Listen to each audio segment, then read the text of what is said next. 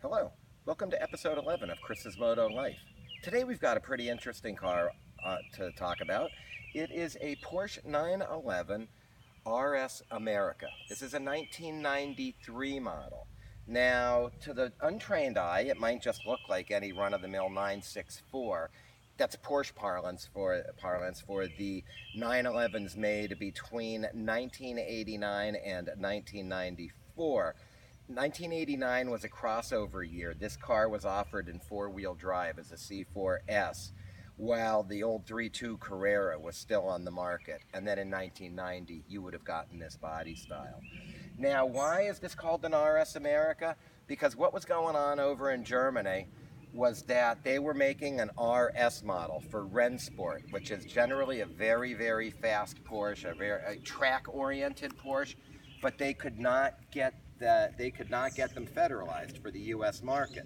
So they had to do something in an effort to kind of get some excitement going in America, to get the track people back excited into these cars. So it turns out that 1993 was the 20th anniversary of the original Porsche 911 RS Lightweight, which was a car that had like aluminum hood. I think it had aluminum deck, aluminum doors. It was really light. It had 210 horsepower and ripped. It was a really fast one. So 20 years later, they need to introduce something to America, and rather than just have the pedestrian 964, the regular 911, they made the RS America. Some interesting things: the RS America only had 4 options. Limited slip differential, which I think is definitely a good thing. You could use that to lay some power down on the track. But it also had air conditioning, AM/FM stereo, and sunroof, which 3 options which would completely defeat the purpose of buying an RS America. Because I think these were like 100 or 150 pounds lighter than the regular factory car. And I mean, you would just put that weight right back on it. I don't get why people would have done that. It just never made sense. You'll notice that in the front of the car, if I can get that, there's no carpeting, there's nothing fancy in there, just the bare essentials to get you through. And if I'm not mistaken, this is an aftermarket strut brace. So everything's pretty tidy on this one. This is a really nice one. You'll notice there's a G on it, because this one was raced in Porsche Club Racing in the G class. Moving around the car, you'll note the RS script. You should see RS script here, and you should see RS America on the back deck, right here. Again, another vestige of this car's prior life as a race car. It really wasn't that beaten up though, this car. I mean, it was just doing some Porsche Club Racing. It worked well. Now, this one is in the process of having the original rear tail put back on it. As we talked about, the RSs in Germany were 3.8 liters.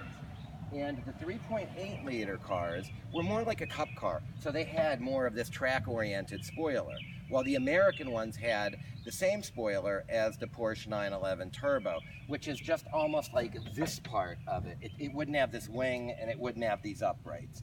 So that's going to be attended to on this car. This car's being put back to exactly how it would have come from the factory.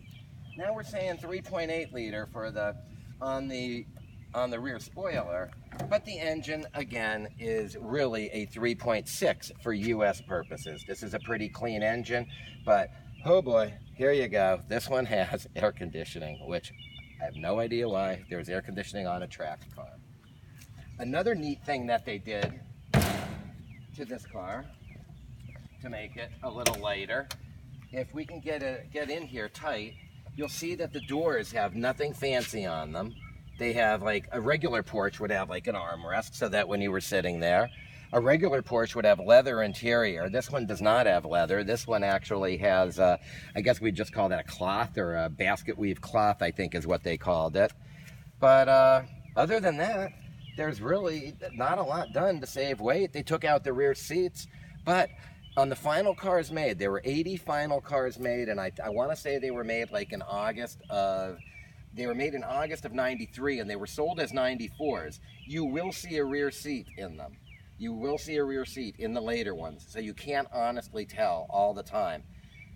whether, you can't use the back seats to determine whether it's real or not. Some of them even had a really cool storage locker in the back. It had like little doors that locked, and you can put your stuff in there when you went shopping.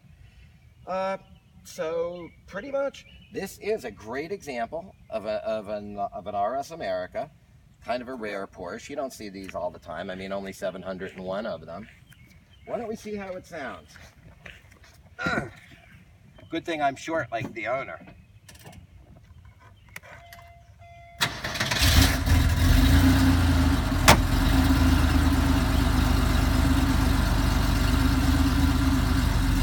Sounds great. It's a very comfortable car. As always, I want to thank you for watching Chris's Moto Life, and I want all of you to have the most awesome week possible coming up. It's just interesting for a ride.